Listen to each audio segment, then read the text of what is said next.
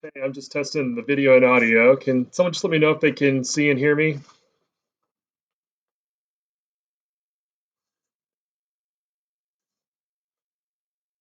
Awesome. Thanks, Sonia.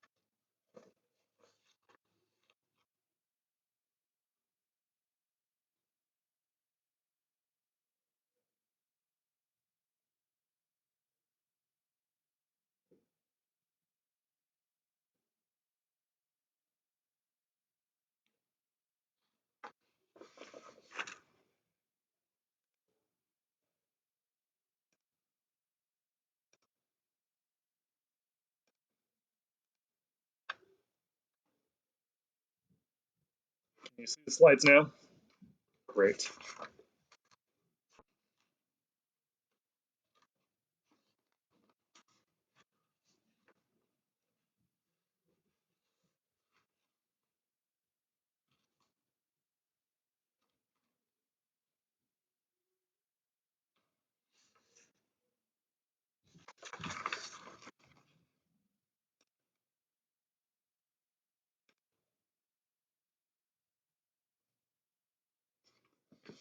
It's 11:30. Sonia, would you like me to begin?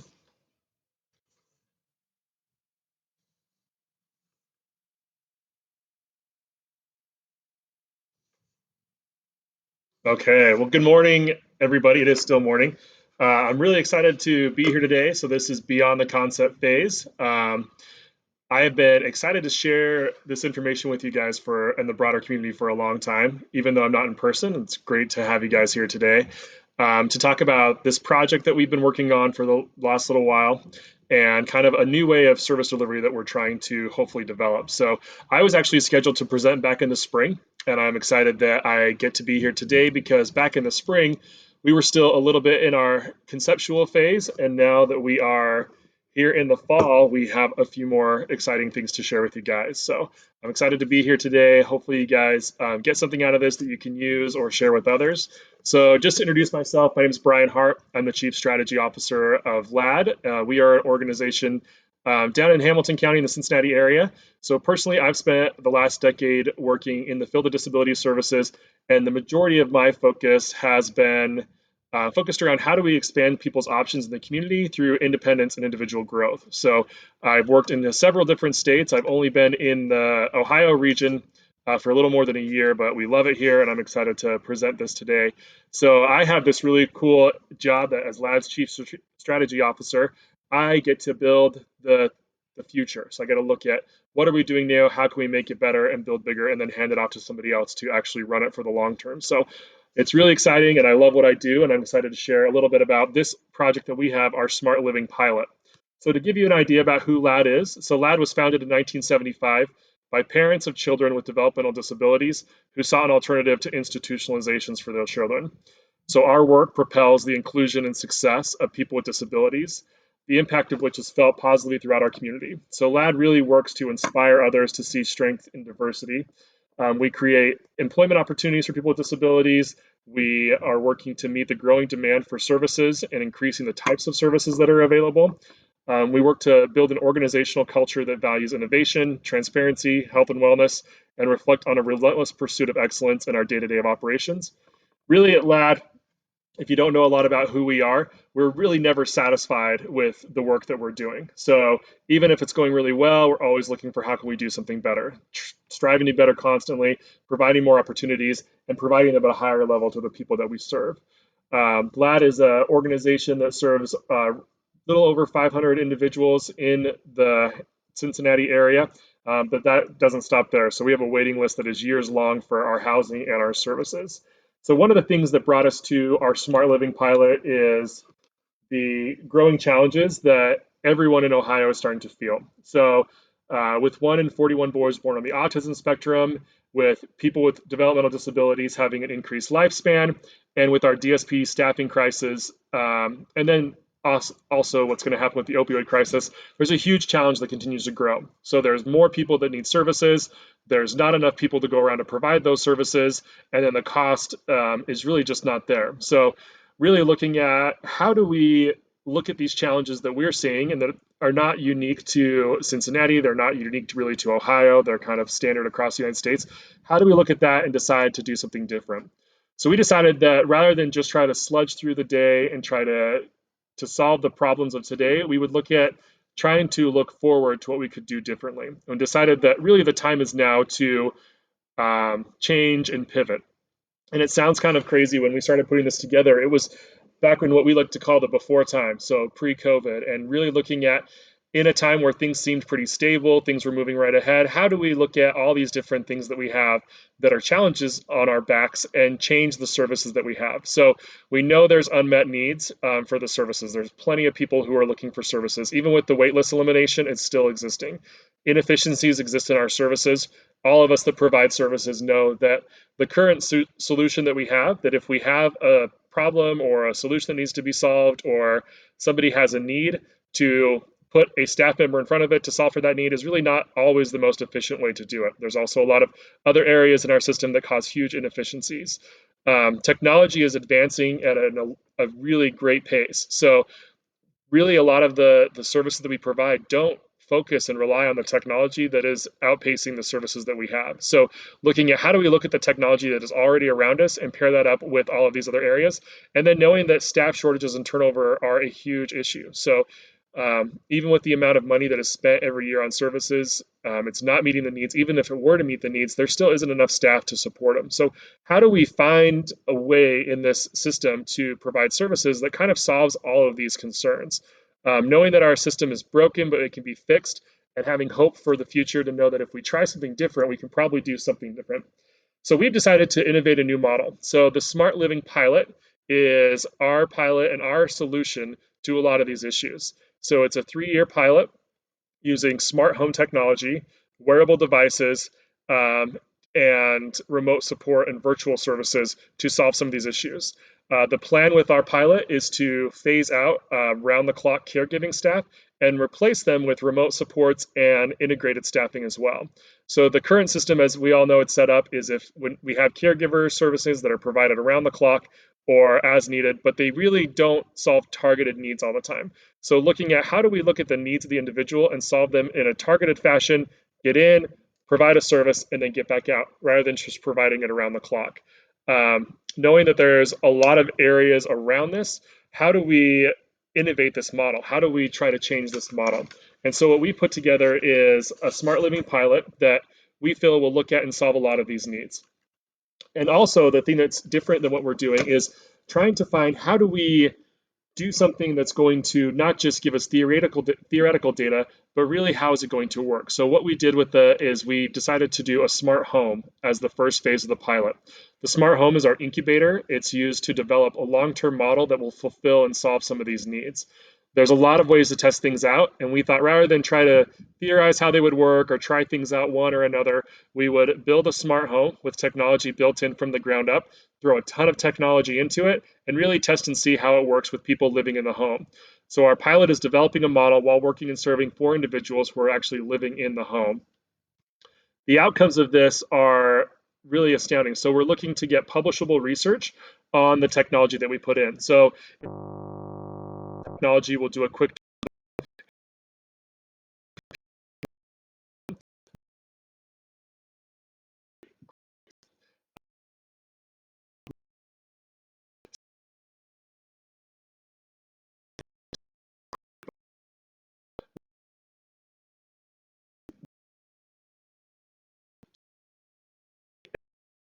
we have. So they're looking at each piece of technology that we have and saying, does it have a good return on investment? Is it actually solving a need?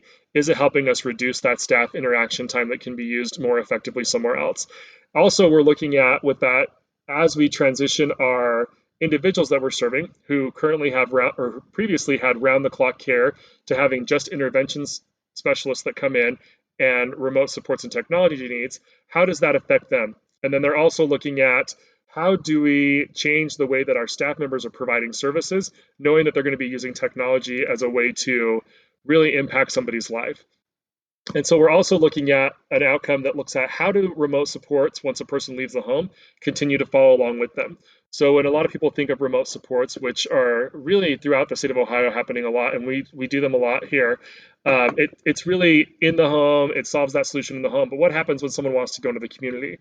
So at LAD, we really focus on getting people more invested in their community, to be parts and inclusive members of their community, and how do we take the supports that are happening in the home and move those out?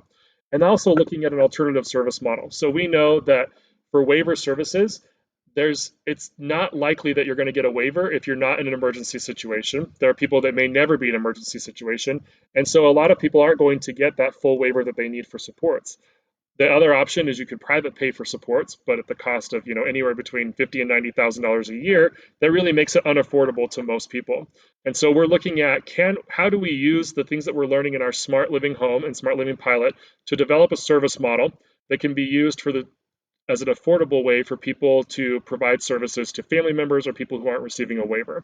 And so we're looking at how do we take all of these things and build a package together so that somebody who has a child or a family member or someone they support and say, we really want to provide this service to them, but they're not going to get a waiver. And so we can create a package for them and potentially even create a new service delivery way of providing that service.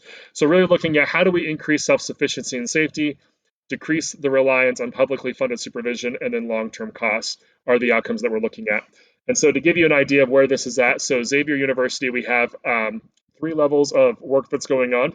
So we have undergraduate students who are in the OT field who are working on some of the base level work, so setting up technology, working on transition, working on how do we set up services so that it's not just staff providing around the clock services, but really coming in and providing targeted interventions.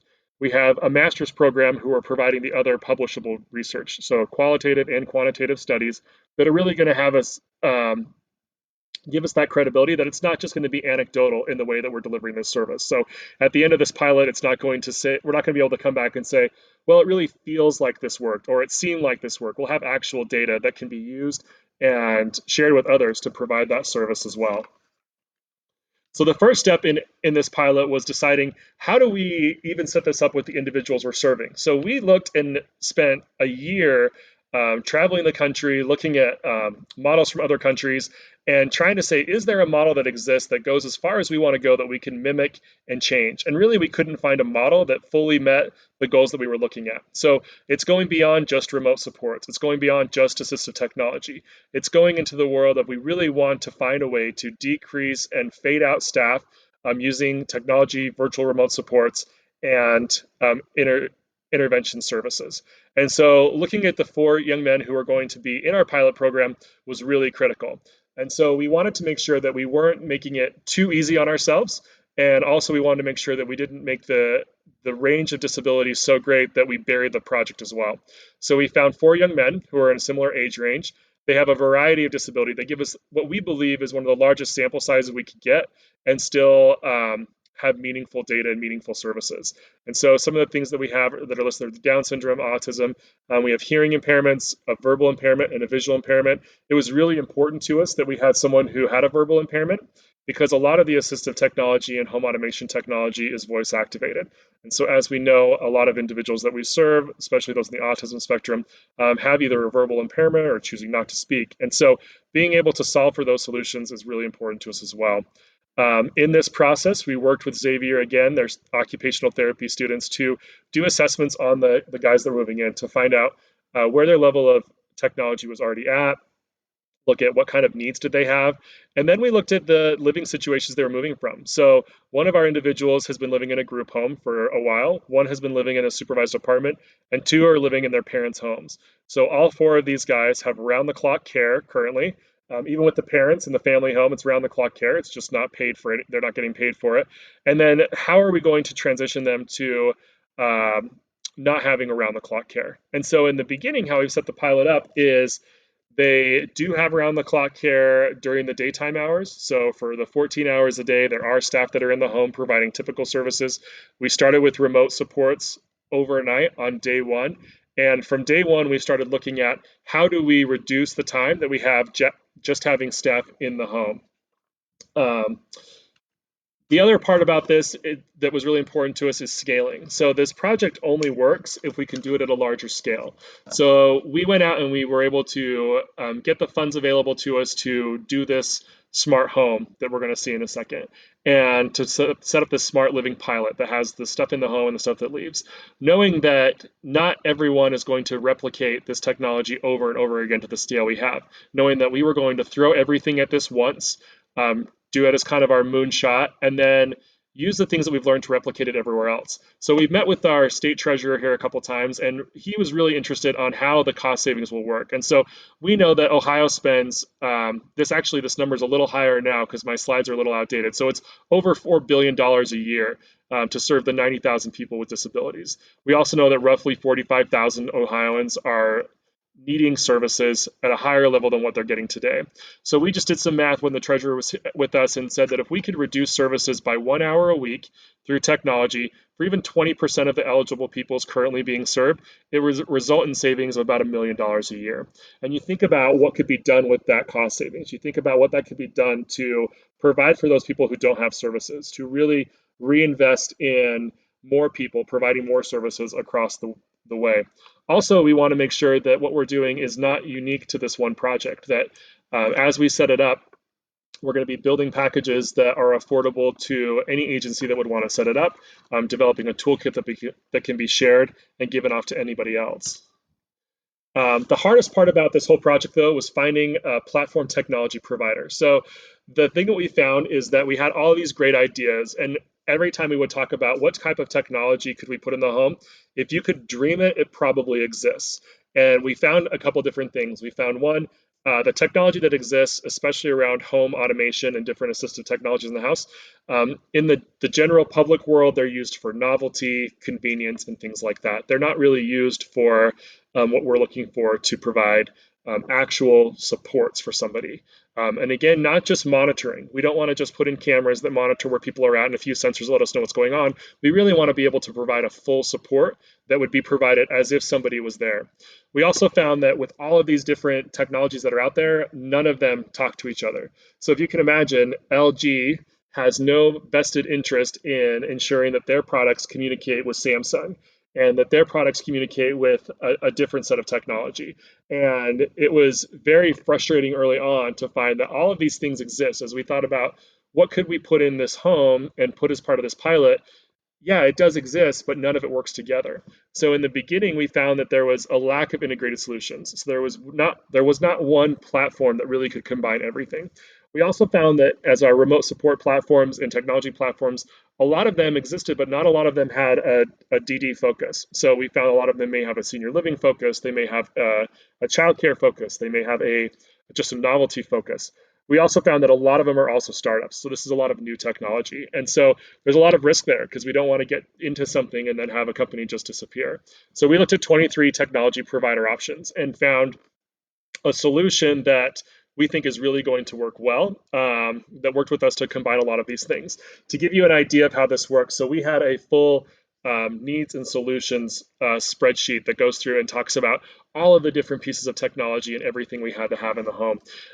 When we thought about what would it take for someone that's monitoring remotely or virtually to provide services, on day one, if we were to stay back where we were without everything integrated, we estimated we would need 4 screens and about 5 tablets running all at the same time because everything had to be available to see.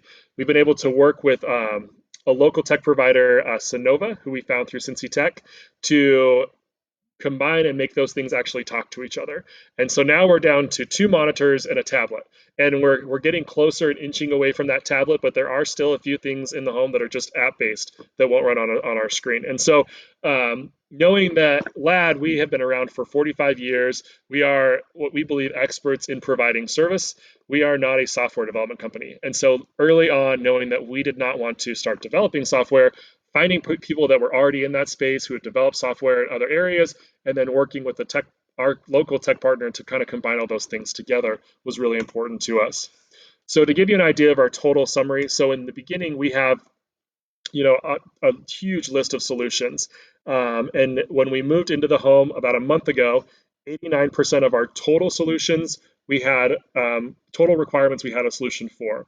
Now they were broken down into a couple categories. We had our must-haves, the things that if we didn't have on day one, the guys just wouldn't really be living in a safe, healthy environment. We had our need to haves, and then our it would be nice to have. So kind of the fun things, and that's what built into our 89%. Right now, we've been able to solve for 99% of our must-have requirements. There are just two more small things that we're working on to get us that push through to that, and that includes our remote support platform, home automation, wearables, and other different devices that we carry on throughout the home. So the biggest thing that we're looking at is what does it look like in the home? So when we talk about different technology and talk about how is this really going to impact somebody's life, what does it actually look like in the home? And so since I wasn't able to bring everybody down, I would have loved to do this presentation in the house, walk you guys through, show you what it looks like. We have a virtual tour that I'm going to walk you through instead. So let's make sure this, in my demo mode, it worked out really well. Let's see if I can make it work here as well.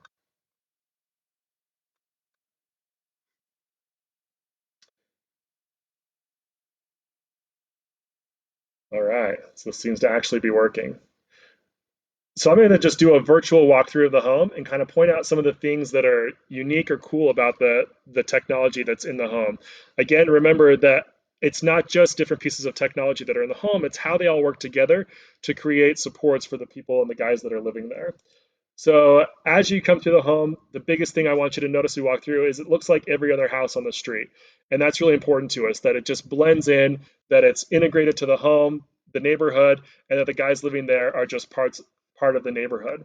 The other thing I want you to notice as we walk in is that it really just looks like a home.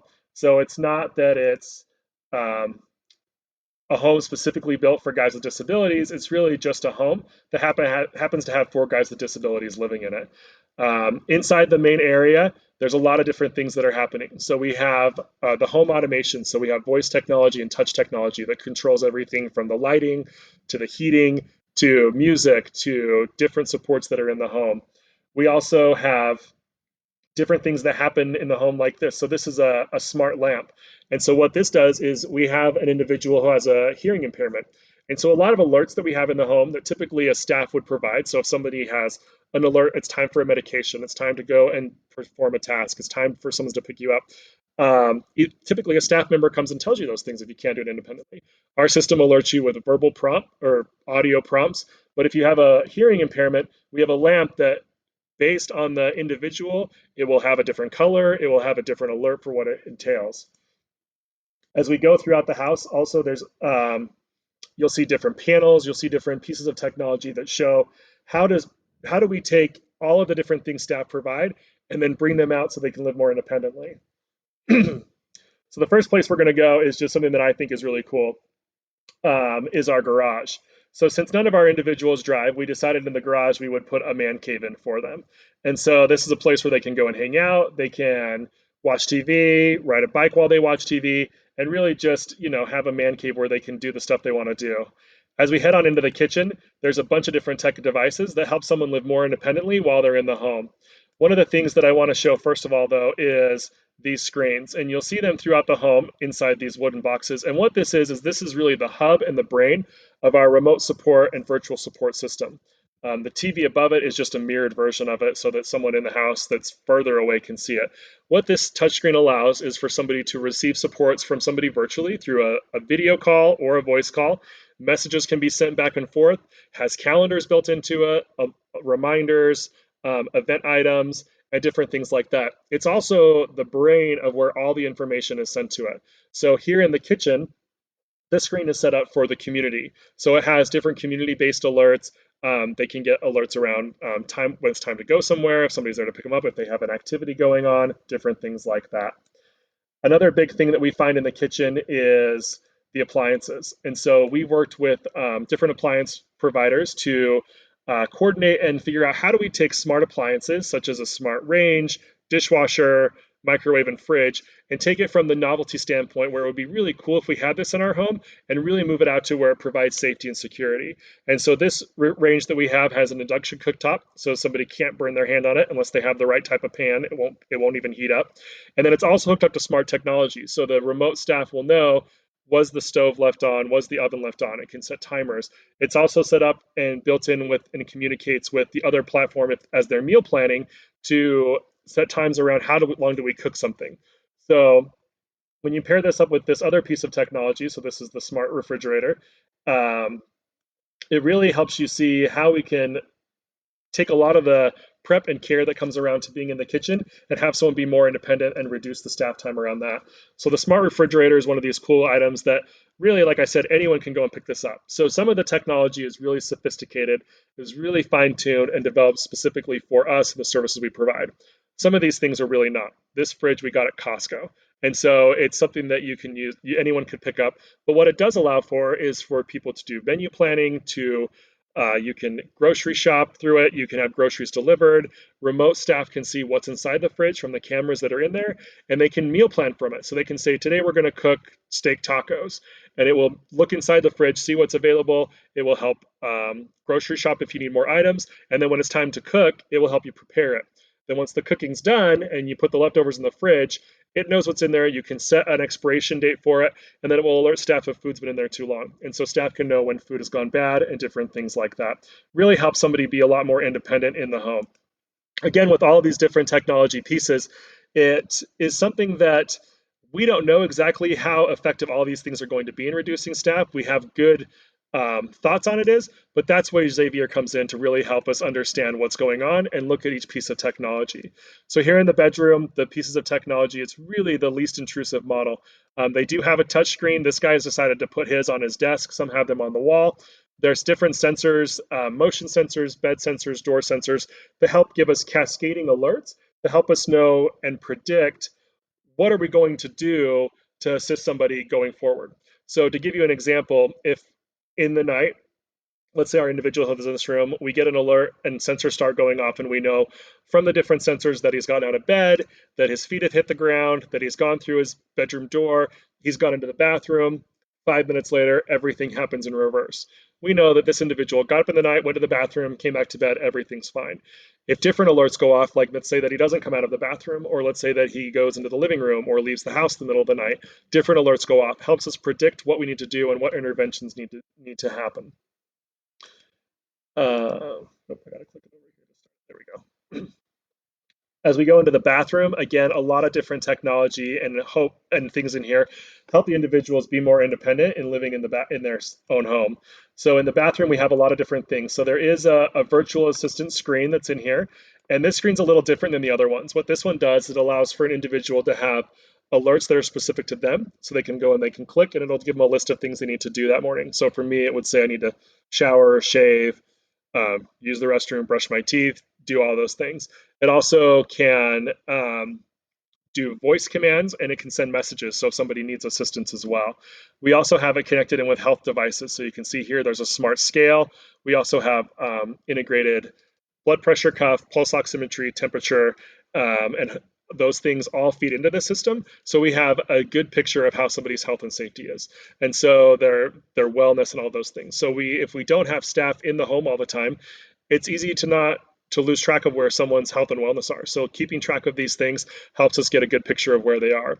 Also, what it does, it allows us to communicate with the other devices and technology and supports in the home. So if we notice, and like we've already seen, 4 young guys moving out on their own for the first time, they're all starting to put on weight because that's just kind of how it goes. And so now when we do the grocery shopping and recipe planning through the smart fridge, we can send healthier recipes. We can send suggestions on how they can do different things there. We also in the bathroom have other smart devices like a smart toothbrush. Again, the toothbrush gives us a way for staff to monitor not just is somebody brushing their teeth, but how well are they brushing their teeth. So we can really get a good picture on somebody's dental health. Another cool component of this home is a sensory room. I'm going to walk us over to it. And what we've done in our sensory room, because this home had a sunroom, we were able to put something in pretty easily. But it's really a place where we can go and find what solutions other people need. So here in the sensory room, it's set up for the individuals that live in the house. So we have it set up for me. If I were to walk into that room and say, sensory room, calm down for Brian, the blinds, the blackout curtains will come down, the different colored lights I like will come on, and some quiet, like calming music could come on. If I'm wanting to amp up or want to be more energized, I can go in and say, sensory room, give me some energy for Brian. And then maybe Guns N' Roses comes on. And what it does is this allows us to use a bunch of different sensory technology in one space so that other people can also come in and see what works for them. And we can set it up in their individual setting where it would be outside of this home. Another cool thing that we did with this home is when we built it, and it just got completed, like I said, in September, and the guys just moved in, is we built the home first, and then we added all of the technology. So I know every time I had to drill a hole, every wire we had to move, every outlet we had to add. And what that allows us to do is we can go to literally anyone else that we provide services to and say, what are your needs? We can look at our menu of technology devices that we have, and we can provide a package for them. It can be put anywhere. We don't have to tear through the walls. We don't have to change the wiring. Everything was put in a way that it can be easily moved. And also with the sensory room, the same thing. If somebody has a need for some sensory room equipment, they can come in, they can come into this room, they can try a bunch of different things out, and then we can look at the package and go and put it anywhere. So let's say you live in a one-bedroom apartment, you could still have something like that put into your home. And so that's kind of the idea of what our smart home looks like. Um, to make it give you a more visual picture of what I'm talking about as we go through. So someone has a good question, Diane. So this is great technology. We do. The question is that we keep staff in the home so we don't lose the people-to-people contact feeling. And you are totally right. So our idea is to move from a model where we have staff that are just scheduled to be there for long blocks of time, helping out with whatever might be in their plan for that year, and changing that model to finding what the needs of the individual are based on like data that we receive either from the devices in the home or through meeting with their team or through other sources, and then having the staff provide intervention or very targeted services.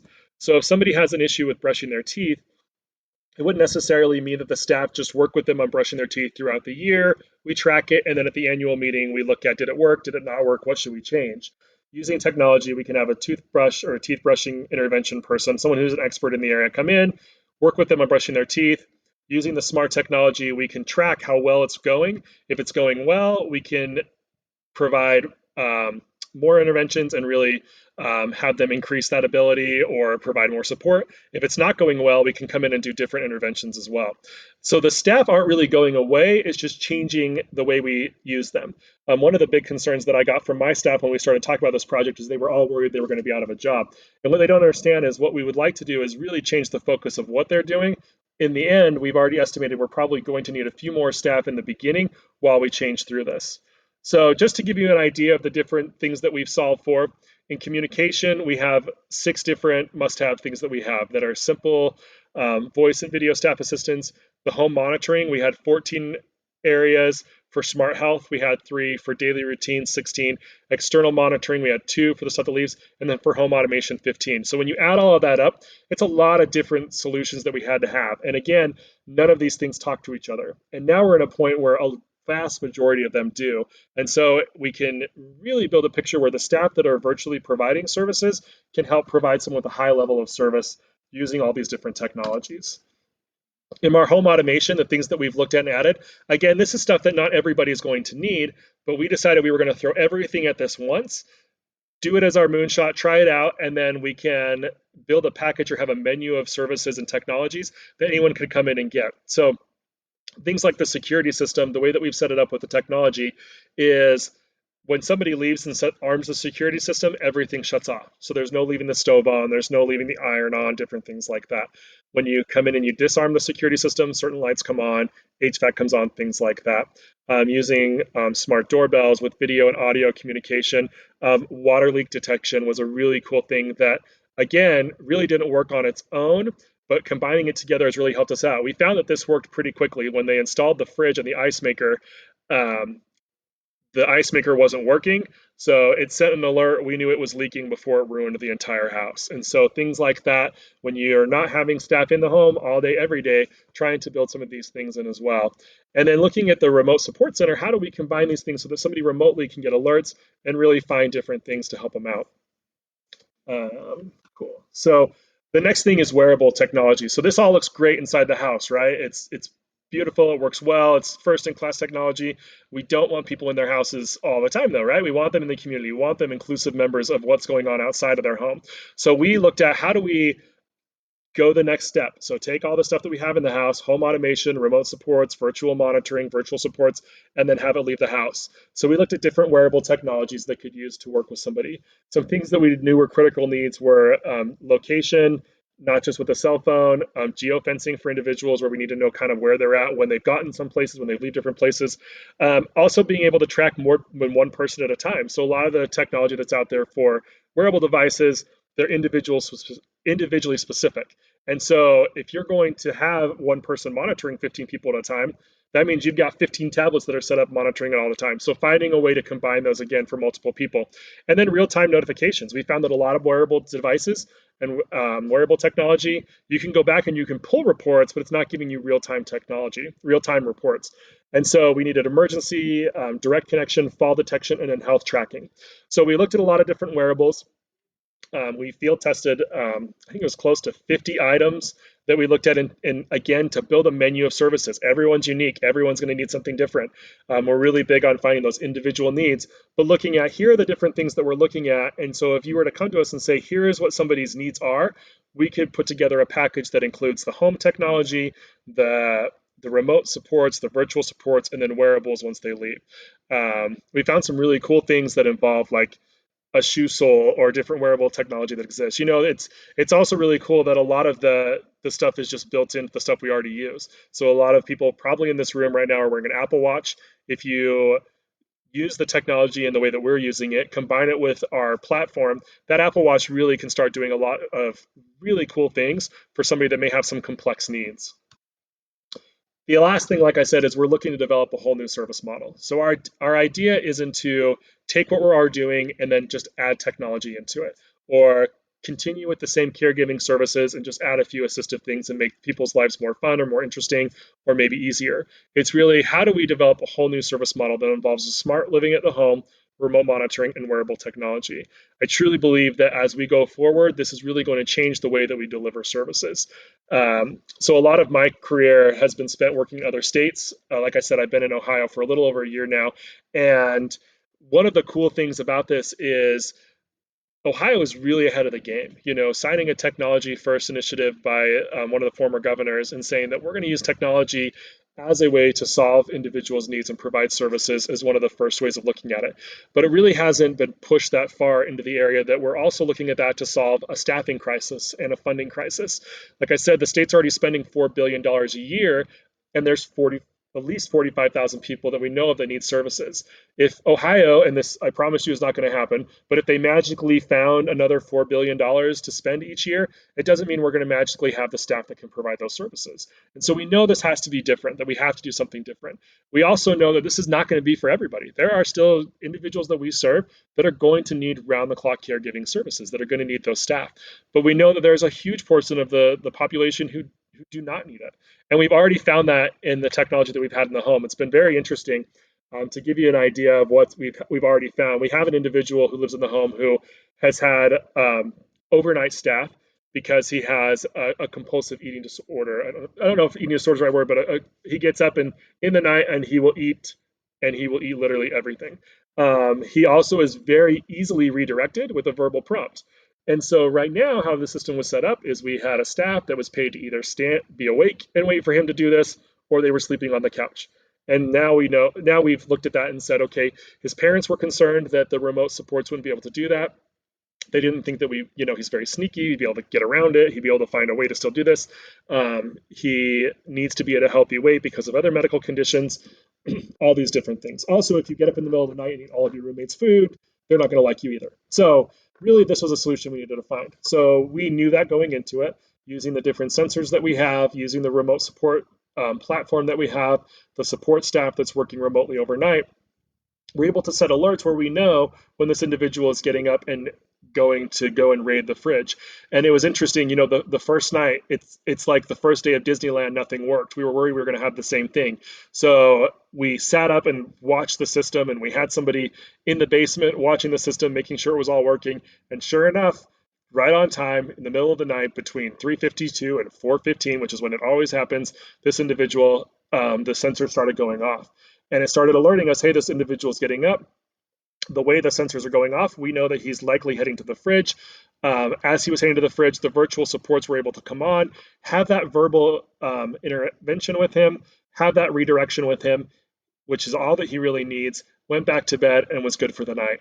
So you look at right there, no longer do we have to have somebody in the home. No longer do we have to have somebody sleeping on the couch, which in my mind isn't, if you have a heavy sleeper, may not be the best option anyways, but we've been able to take a 10 hours of staffing time and reduce that down to the 5-minute intervention it really needs, still providing the safety and security. Now, to be honest with you, not everything worked well. We're still learning. As we've been in the house for a month, we had some glitches, and it's really taking this time and doing the pilot in a slow, methodical manner. Like I said, over the next couple years, this is why we're developing it slowly, to find out what actually works. We're also knowing that new technology is always coming out. And so how do we stay on top of it? How do we make sure that everything we're doing is ahead of the curve, so that in a year from now, we basically don't have a glorified VCR in the home providing some technology? The other area is really looking at how do we move people that are not a good fit for group homes to the community and to clusters, and that's what we're doing. So our model is that we have clusters of homes, that's 3 to 4 homes in similar neighborhoods that are all within 5 minutes of driving of each other, where we can really have an economy of scale when it comes to the staffing that may need to be provided. And so our first cluster opened and was fully functional this year in January. The smart home that's part of our smart living pilot, that's in Anderson Township, Ohio, just opened. We're adding 2 more homes in the township, Anderson Township, within 5 minutes of each other. And then we're moving on to put a cluster in more and more neighborhoods throughout the area that we serve. And the idea behind this is if there's ever a need from somebody who we've reduced in-person staffing, there's always somebody within 5 minutes of driving. And so really being able to use that economy of scale of moving people back and forth. Another idea about our clusters is we find to make sure that they're not on the same street, they're not in the same cul-de-sac. That way people do have that full natural integration, natural supports that are around them.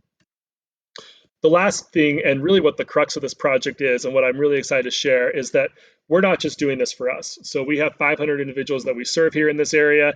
We know that a large portion of the people that we serve are going to benefit from this technology, but it doesn't end with us.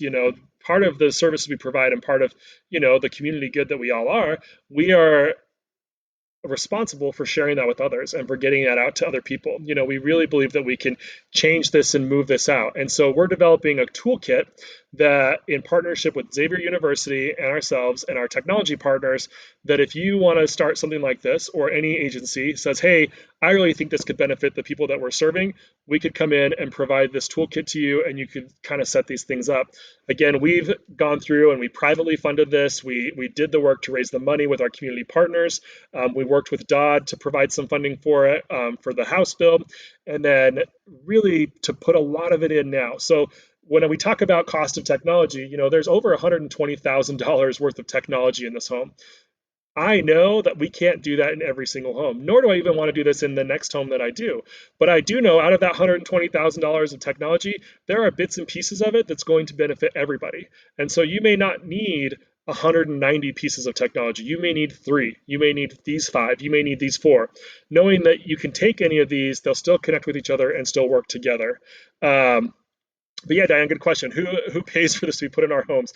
So a lot of these things we're working to, again, as we find what works, as we do actual research with Xavier, and we have data that says this smart fridge costs $3,000, but it provides this return on investment.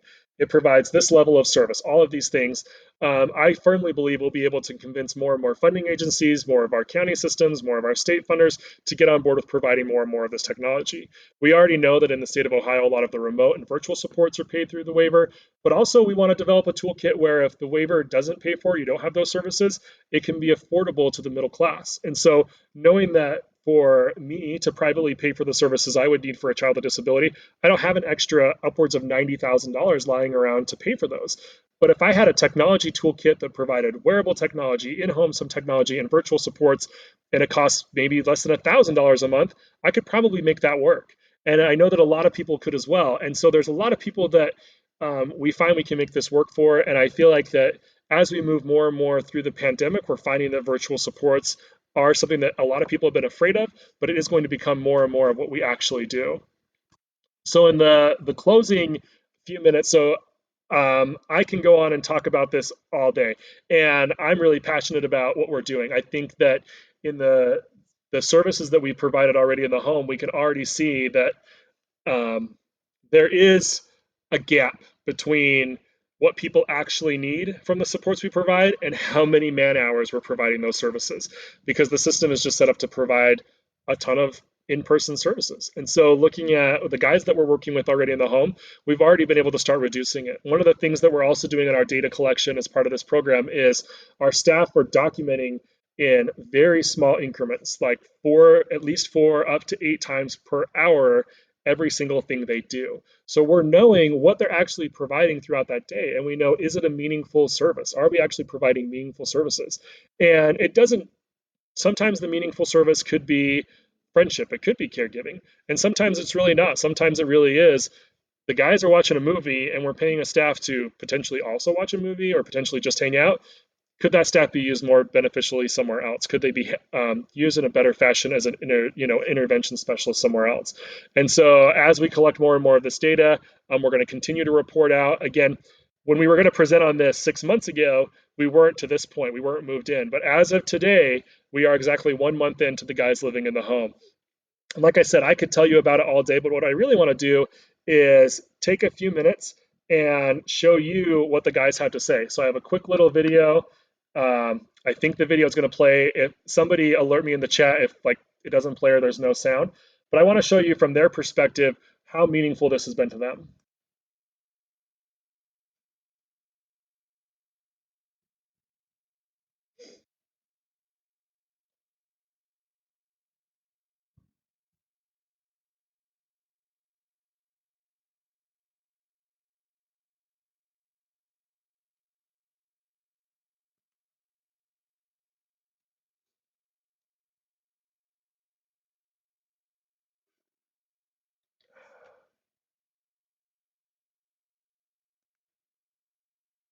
Okay, so Sonia's saying the video is not playing. Does anybody else see the video?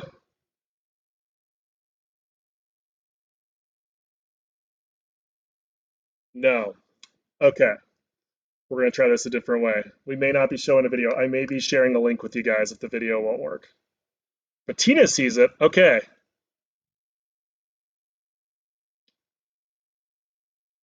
I'm going to unshare and reshare and see if I can make this work.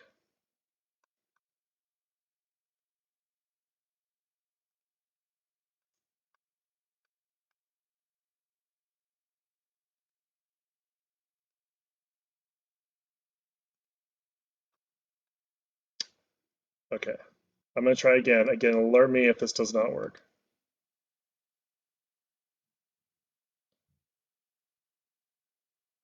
Okay.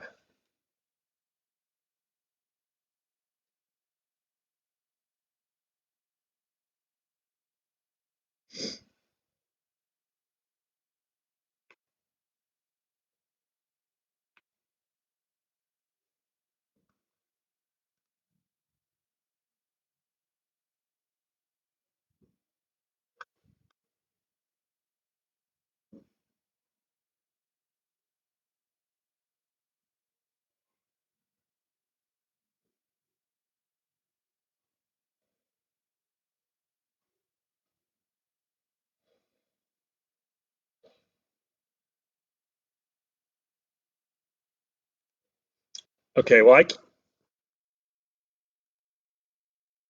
can't figure out how to make the sound come through it. So luckily it's closed caption. So for those of you that are able to see and read it, that'll still be great. And then for those of you who cannot, I'll share out this my slides and the link and all of that. Um, I apologize, the sound is not coming through. It came through in all of my test runs. So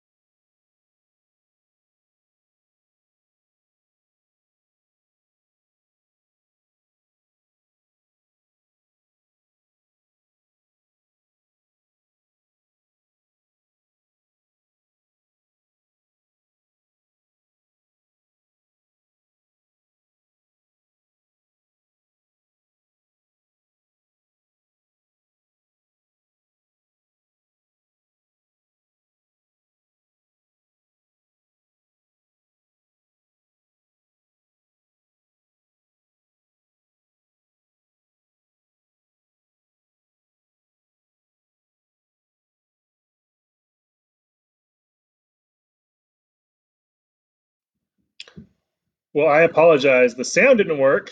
I could hear on my end. It sounded great. So I will again share that out so that everybody has an option to hear the guys hear from their own voice.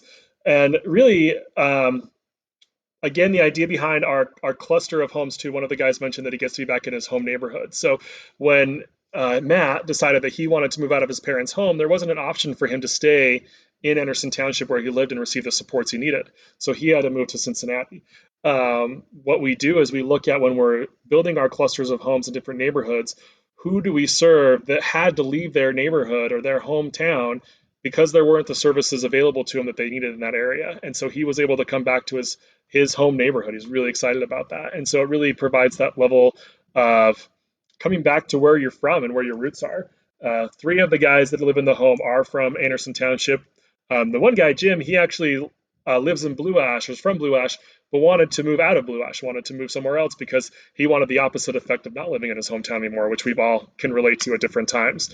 And so again, the last thing I just want to reiterate is this is our smart living pilot. And so as we look towards the future of how do we deliver services, LAD was started 45 years ago because a group of parents who had children with disabilities knew that institutional services was not right for them.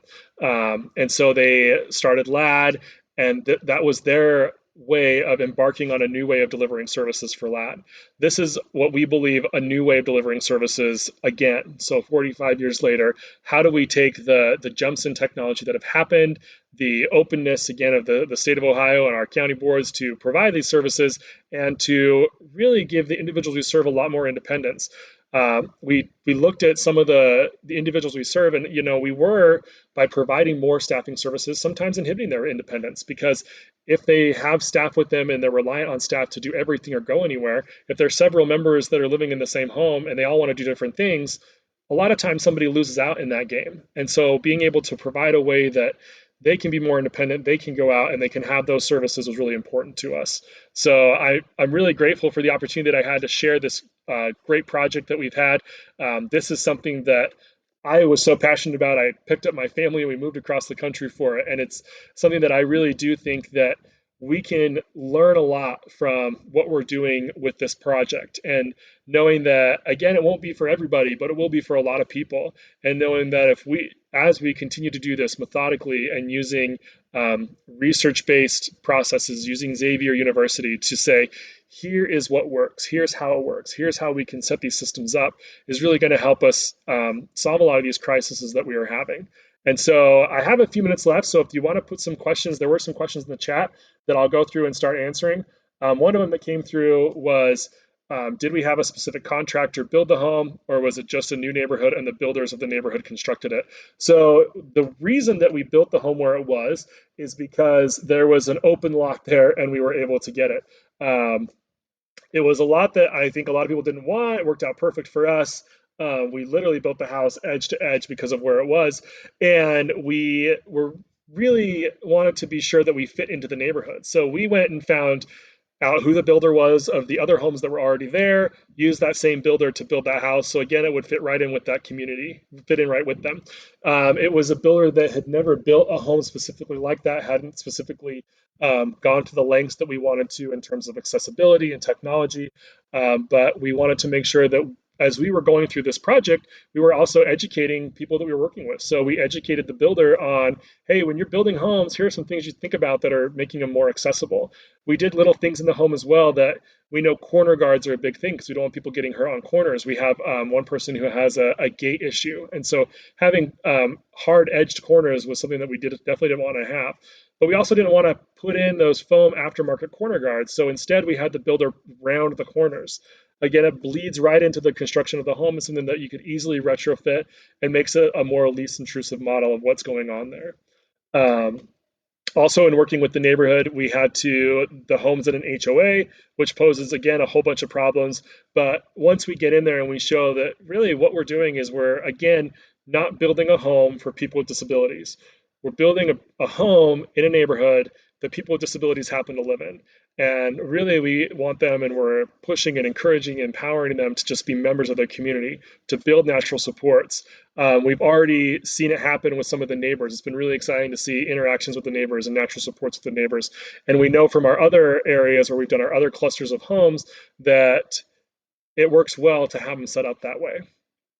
I think I've gone through and answered some of the other questions. I got to scroll through all the ones where the video things.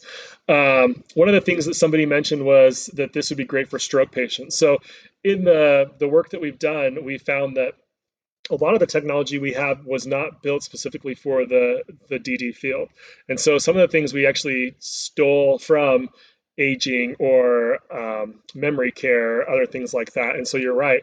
The idea is that this model is not just for, again, just for LAD. It's not just for what we're doing in Hamilton County. It's not just for Ohio, and it's not just for the developmentally disabled field. It really could be used throughout anywhere. So a lot of the things that we're looking at, so we're piloting several different virtual medication dispensers where you can use a medication dispenser where it can be set up to the individual's need to help assist with medications, to do virtual check-ins, to provide telehealth if somebody needs help taking their medications, partnering with pharmacies and things like that. Again, something that really could be used in other areas. Let's see here. Yeah, so someone asked a question about nonverbal clients with severe mobility issues. So again, we chose somebody who is more or less nonverbal. This is very severe verbal impairment. He does communicate verbally, but it's very hard to understand. And so all the technology that we tested, we had to ensure that you could use it verbally, because if someone has a vision impairment or a physical impairment, it would be very hard for them to use some of the touch technology, but also it had to be able to use touch technology in case someone does have a verbal impairment. And so we're looking at making sure that all of those things work. So just like I can walk into a room and say, sensory room for Brian, and it does everything I need, someone else could walk in and use a touch panel and could do the same thing. It could work for them. Again, people with severe mobility issues. So that's something that we haven't quite got into solving yet. So we looked at how far could we go, and we decided that a severe mobility issue was not something we could solve right now. Now, also, this is part of our Forever Home project, and so the guys that are moving into this home, this is not a bridge to somewhere else. It's not a gap. It's not gap housing. This is their forever home. They get to live there as long as they want. And so when we do build or remodel homes, we make sure that we build in things that if somebody does need a mobility aid, that the house is already built for it. So in the bathroom, there was zero entry showers, there's no steps, things like that. So those are the things that were put in there as well. So I think I answered all of the questions. Thanks again, everybody, for allowing me to share this great project with you guys. We'll continue to update you. If you want to learn more about it, you can go to our website. It's laddinc.org, laddinc.org. There you can look at a few different other videos that talk about the project. It'll give you some ideas about different technology we have. And then as we learn more and more about what technology works, we'll continue to update people on here are some things that we found that work. If this is something that you're interested in thinking about for your own agency, or if you happen to see this from somewhere else, please feel free to reach out to me. Like, I'd love talking about this. I could talk about it all day and love to talk about different unique situations that we could solve for. So you can always reach out to me. I think my contact information is attached. Thanks. I hope everyone has a great rest of their conference.